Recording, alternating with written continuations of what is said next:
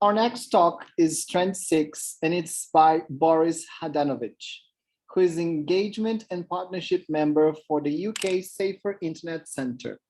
He previously worked at the Croatian Safer Internet Centre as an expert in online safety, has worked with the European Commission and TAIEX. He's also a member of the Standard of Child and Student Data Governance, Trust and Safety Board at Twitter, and the ENISA Ad Hoc Working Group on Awareness Raising for Cybersecurity to advise on creating and adopting online child safety policies and best practices. During Boris' session, we recommend you watch in speaker view, and if you have any questions, please type them in the Q&A box. Over to you. Please share your screen, Boris. Hello, everybody. I hope you can see the presentation. Is it in full screen? Everything is okay.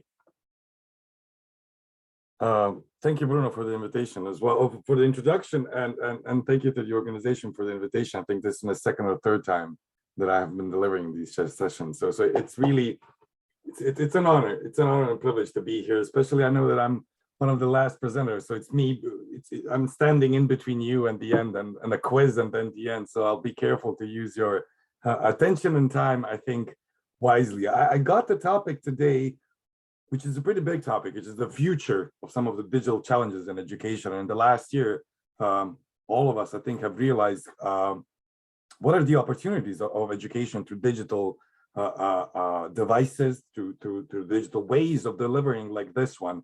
But as well, there are perils and dangers there that we might not be aware. So in today's session, I unfortunately only have 25 minutes. So I'm going to try to open a little bit of the doors for the future, for some of the things that might be coming. So you heard them here first and you already are ready for them. As well, talk a little bit about where we are currently and where we are today. And in the end, I'm going to give you a resource that you can start using from today to start educating the children around you or in your lessons about digital safety, online safety, media literacy, and many other topics, and we'll get to that. But first things first, I do come from a not-for-profit charity organization of Southwest Grid for Learning, and as Bruno said in the introduction, we are a part of the UK Safer Internet Centre, which consists of 3 organizations. Any of them, if you go to their websites, either SWGFL, ChildNet International, or IWF, you're going to find resources and materials, ideas for you as a teacher to engage in online safety. And I'm going to steal a quote for Jeff and maybe just change it and to say, if not you, then who? And I'll talk about it a little bit later. That we all need teachers to become better role models and digital role models for the children in the future. Online safety is not an issue just for parents or just for the government or just for Facebook or now Meta. It is an issue for us all, and we are not doing well enough, and we need to educate ourselves so we can then educate students around us. So if we move, please, both of these websites, and the second one I'll explain a little bit later, go visit them. All of the resources on those websites are free and available for you to engage in, to educate yourself about online safety, so you better protect children around you. So I'm going to do a quick age check here. If you do know what a pen and a cassette tape do together, you're probably older than 25. That is, in the internet age of things, ancient. I do apologize, all of you who are older than 25. Unfortunately, internet age says that we are ancient. And if you know that with a Walkman, we used to listen to music, and then you could walk if you want, but it's not used for walking, it's used for listening to music. You are probably older than 30, maybe 35 and over. I'm not going to try to guess if you know what this device does, but just imagine giving any of these 3 things to children today. Their amazement and bafflement with those devices would be amazing. And these devices basically became extinct in the last 30 years. So it's not like ancient history we use them, some of them even 15, 20, 25 years ago. But in today's time, so much has changed, so much has become different and advanced that we forgot about those changes.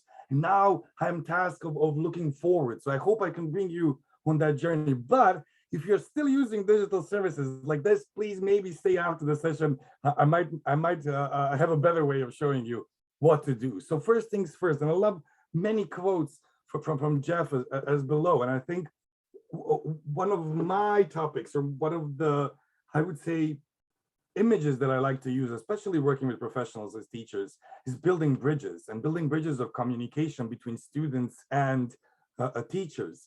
We know by science, by statistics, that unfortunately in major countries of Europe, parents spend less than 10 minutes a day talking to their children. That means in that 10 minutes, you should fit in the health, the well-being, the schoolwork, the food, and everything. And there should be a part in online safety. If you're just questioning why, I think the last year and a half or two have answered to all of us how our digital lives are so important to us. And without them, we would be losing a significant part that enriches and nourishes our lives, but as well creates challenges and creates a lot of issues that, if we do not know how to deal with, can become extremely harmful situations that lead to dire consequences. Some of us are on the other end of this bridge of, let's say, digital migration. Some of us are running ahead. Some of us are clinging on the sides, but we are all on that path. We are all on that bridge. The question is, how big is the gap between us and the children you're educating? And if you think it's not in your position to talk to children about TikTok, about internet predators, about intimate images, about how to protect yourself online, or what cybersecurity measures is, I'm going to repeat that quote that I just slightly adjusted. If not you, then who? Is it the government? Is it the UK Safer Internet Center? Is it Boris? Is it the police? Or is it somebody who spends long periods of time in front and with children, who can notice those changes in patterns of behavior, who can speak with them openly and without judgment about the digital lives, about memes, about gaming, about any of those topics, offering it as a bridge of conversation, and then seeing what comes out. I'll have to say, I delivered, I would say, more than 400 presentations to various age groups from different stakeholders, different units all across Europe. Almost every time I delivered a presentation in a school setting to a group of children, there was at least one safeguarding disclosure of an issue that teachers, psychologists, or the head teachers didn't know about. It was happening to children in their schools. We need to be adamant, more adamant as professionals working with children, taking responsibility and engaging in that conversation and building that bridge of trust and bridge of conversation with children today. And if we look forward a little bit, what would we be best to achieve? And this is data from the World Economic Forum. It's for 2025, but I think if you look further down the line to 2030, 2035, depending on what age children you're working with, it changes slightly, but not very much. And we can see that self-management, problem solving, and technology use and development would be critical skills for the next generations coming up, for many of the children that you are educating today. Unfortunately, working with people, you can see it's only one of all of these topics. And while on the right side, we have this critical thinking analysis, complex problem solving, active learning and learning strategies, this might not be the best way to achieve it when you think about it. And this is, by the way, a real video of a chimpanzee really doing those motions that look eerily similar to all of us doing those same motions with any app that you name. And while we are trying to educate and build up the next generation for the right side, is this maybe the best way to do it on the left? And is there better ways to use those tools, or at least to educate ourselves as professionals how to better use those tools to give those children a bigger leg up in the future to achieve some of those skills later down the line? And we need to consider this, that 1 in 3 of internet users globally is a child. 1 in every 3 person that you meet online probably is a child, whether that's gaming, whether that's social media, whether that's news, whether that's many of the resources that you probably develop and post, maybe on Instagram, maybe on a blog, maybe on a website. You have to consider that there is a 33% chance that the user who's going to read that is a child. And we today have terms of service of agreement, the little thing that we tick when we join an app or a website, that is almost impossible for an adult to read and understand, let alone a 13-year-old child who is joining that services from different areas of the world. And we need to consider that many of the services that we use today that are for adults only will probably be encountered by children while exploring or while accidentally finding that content. And we need to constantly keep looking ahead because the number of children joining is only rising. And we are at 50%, by the way, of 8 billion people or 7.4 billion people living currently. 50% are connected online already. So that means that we have a chance to fix things in the last 33 years. By the way, internet is 33 years old. In the last 33 years that weren't so good, especially towards child online protection, to build in for the next 50% of people and children as well who will be joining that internet. And that number is going to only rise, and the number of children joining internet services, the amount of hours they spend online, the amount of hours they spend in front of screens, all of those numbers are rising, and we're going to talk about it in a second. If we look at, I wouldn't say far future, but if you look at some Gartner hype cycle for some of the emerging technologies, then you can see it's explained a little bit more in depth, and you can find it. You can see some of these technologies coming into the future rather quickly, and in less than 2 years, it has been, let's say, impacted by a health passport, a social distancing technologies. In 2 to 5 years, we will see bringing your own identity with you and digital services around that. Whether that's embedded artificial intelligence in many of the services we use. If you have an iPhone, that's Siri. If you have Google, that's Google Talk. We already are seeing that being implemented into devices we use, and we don't even understand how those things work. We should be educating the next generation. I always like to say that it's rather unfortunate being a teacher, being somebody that cares for children and tries to educate them today, because nobody gave you the rule book how to use Viber, WhatsApp, Facebook, Instagram, or any other of those services. And trust me, we as adults are using them badly. Nobody gave us the rule book, but we are somehow now entitled to educate the next generation on those things that we have no idea how they work. And some of those things that will come, and unfortunately are coming, is artificial intelligence, constructed abuse, and on the other side, fighting that is artificial intelligence detection of that abuse and harmful behaviors. As well, immersive experiences that we're going to talk about in a second are going to become much more of a staple in the next 5 to 10 years. Whether that's, it's not a question whether that will impact education, it's how will that impact education. Education as well being delivered through immersive experiences all across the world. Imagine today's conference, if it would be in VR with glasses and you would seem to be in a whole auditorium room sitting next to other people and listening to me on a stage, would be a totally different experience for you. Imagine gaming for a 9-year-old, but then imagine being abused in a room, being 7, 10, or 11 by other people in virtual reality, which creates new issues and new harms that we currently have no way of knowing. How will that impact children? And as well as we see the rise in bigger connectivity, easier access to internet, we unfortunately see the rise of scams, we see the rise of harm, and we see the rise of many issues and challenges that are, I would say, stapled in society that have good internet connection right now.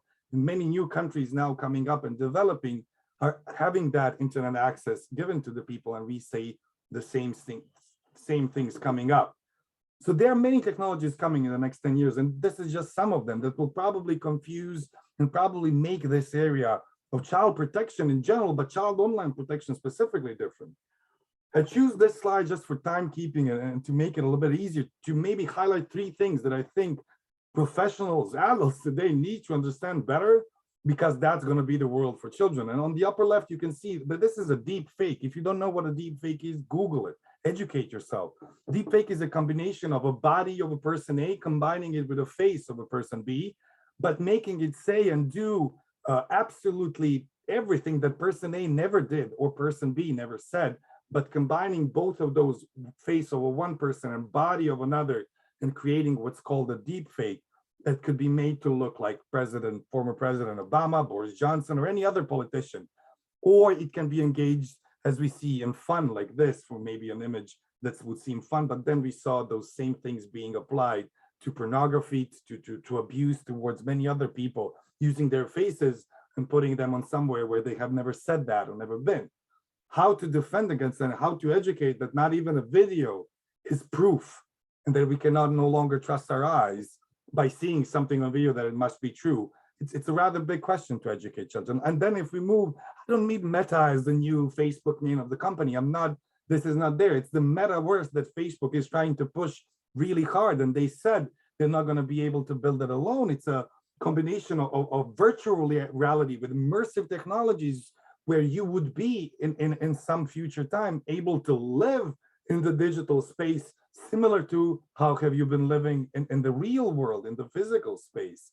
And that is the area we should be educating our children. And we don't even know how it's going to look and how it's going to behave, but it's something to definitely, if you have the opportunity, maybe to use for education, maybe to use for engagement with your students in an absolutely new platform in a world that probably some people call it Internet 2.0, or the next version of the internet is that metaverse of connection, everything with everything, basically. And then we have the underlying currency, or the way that metaverse might work, is the NFT, non-fungible tokens, which, if you do not understand, you belong to 99.9% of the society, who doesn't mean either.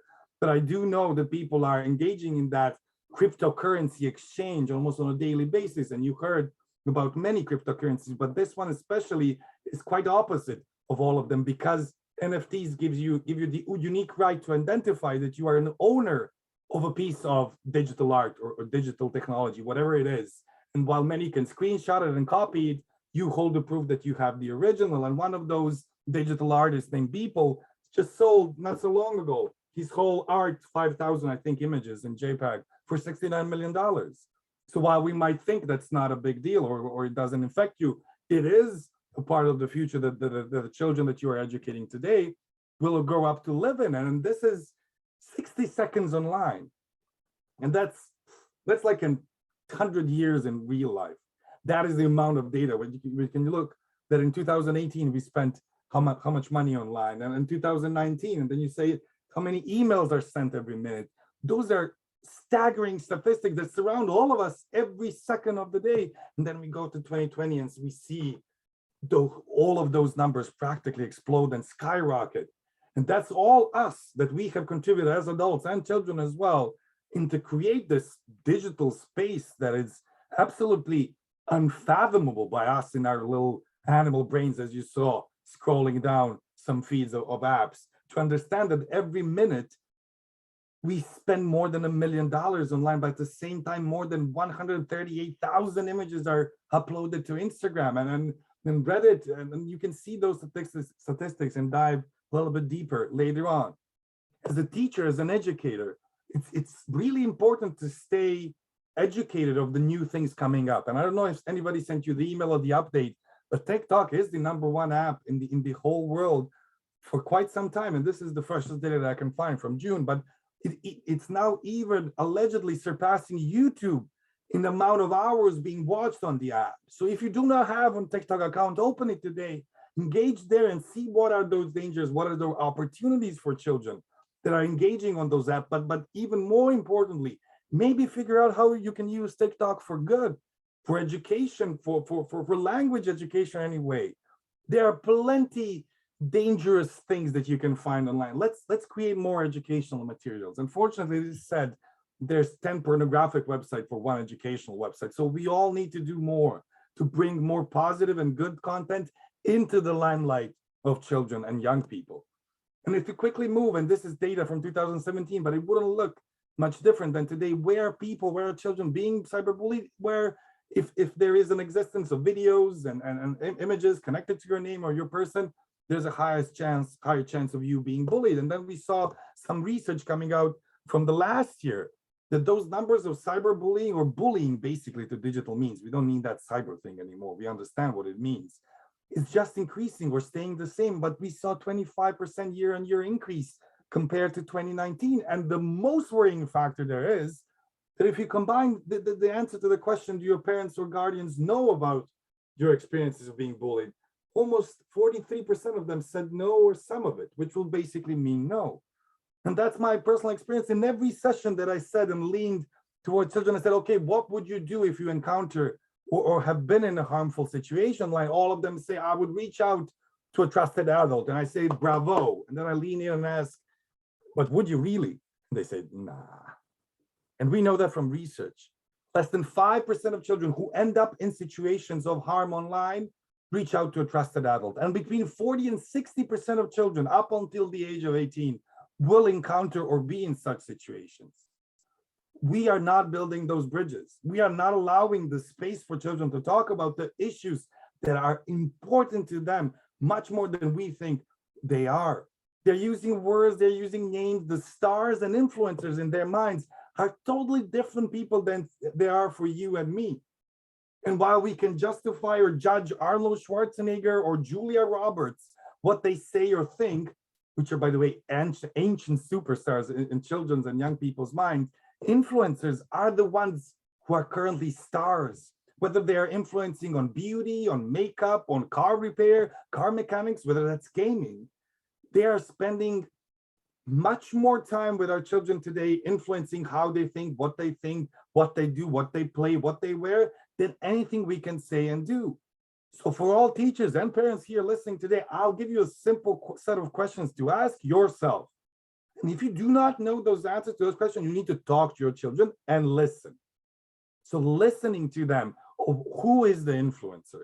What is the message? And listening to them, explaining to you in a non-judgmental and open conversation is the first step to build that bridge, to understand the space that they're inhabiting and what it is happening in that world.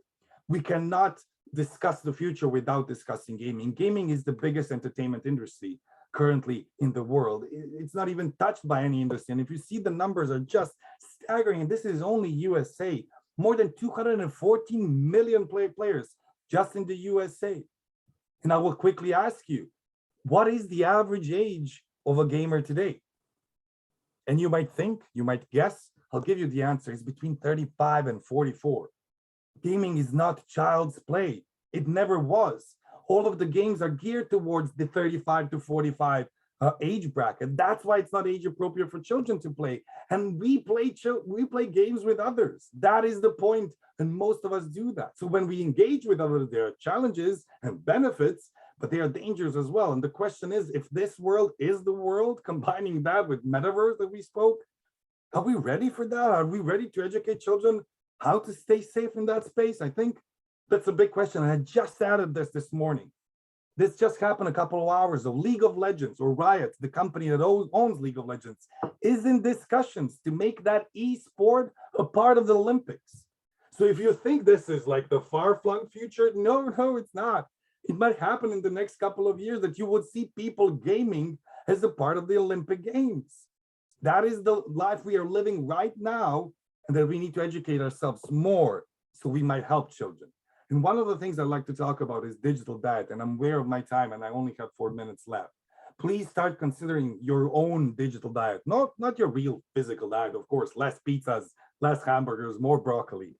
About what and how are you feeding yourself and your mental health with what content from online? And I would challenge you all to follow EATEFL and SWGFL and UK Safer Internet Centers for some valuable and good content that might feed education and knowledge. Not only fun, not only educate, not only engagement, not only cat pictures and funny videos, maybe something valuable to educate yourself. And when you start doing that and judging critically the content that you see and thinking about your digital diet, then you might teach others how to do the same.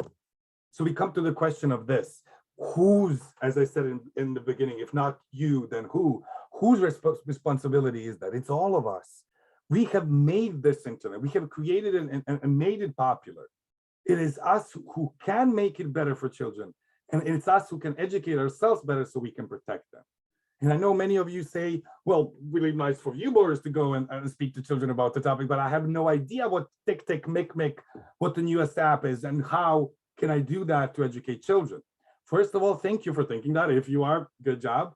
Thirdly, we need to lead by example. And for you to be able to do that, we have launched a year ago a flagship product, and it's called Project Evolve.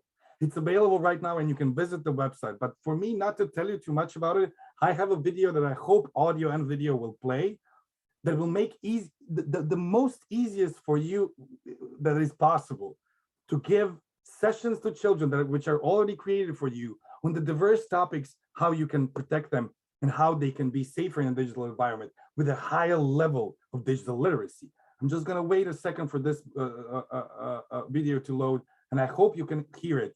And as well, I'm going to give you the link to the website where you can log in and freely access all of those resources. So here we go. I hope you can hear it. We can't always protect young people from the realities of their online world. but we can empower them to take control, to change their behaviors, and to build the strength and resilience to know what's safe and appropriate.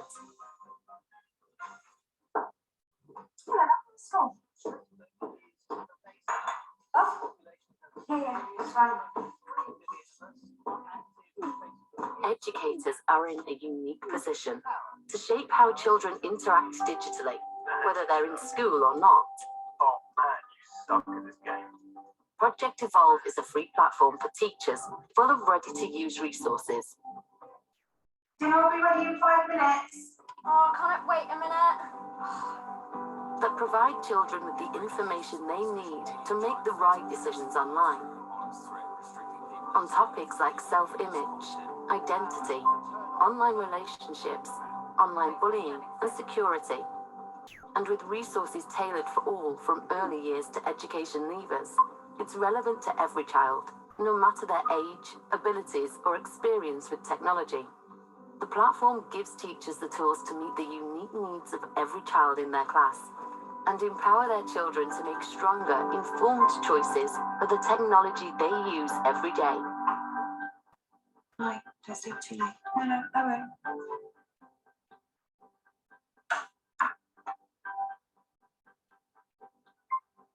So there it is. That is the step that you can take to be a better teacher, to be a better digital role model to children. And I know I'm short on time, and I'm going to leave you with this. I love this quote, and I always use it. Marie Curie didn't say this about online safety, but she was the first female Nobel Prize laureate and still is the only human in history to have 2 Nobel Prizes from 2 different distinct scientific fields. And she said something, I hope, in a feeling that's not in many of you, but in some of you, you do have a fear of digital technologies. Nothing in life is to be feared.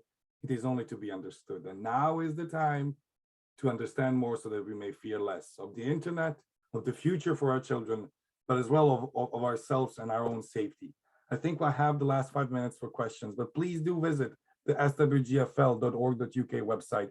All of the resources there are for free for you to use. And again, the Project Evolve website, which is a toolkit for any teacher that wants to build that bridge of conversation with their children, and then how these are my contacts, and you can always reach out. I think we're coming to an end, and I do apologize if I ran a little bit over.